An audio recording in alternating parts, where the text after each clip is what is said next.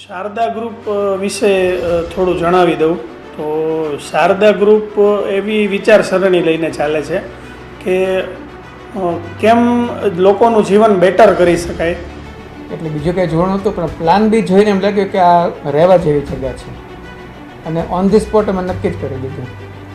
અને અંદર પણ મજા આવે છે કારણ કે લેડીઝ આમ બધા બેહી છીએ, પ્રોગ્રામ બધા થાય છે હળી મળી બધી રીતના મજા. ફ્લેટના દરેક લોકો રહે છે તે બધાની સાથે અમારું તો બહુ સારું છે. બધાના ઘરે લગભગ અમે લોકો જઈ આવ્યા છીએ અને બધાનો રિસ્પોન્સ પણ સારો છે, આવકાર છે, આ તે બધાને હળી મળીને રહેવાનું. આ તે ગણપતિ ઉત્સવથી જ અમે લોકોએ ત્યારથી જ અમે લોકો બધા એક સમૂહ જમણવાર કર્યો હતો, ગણપતિજીનું સ્થાપન કર્યું હતું.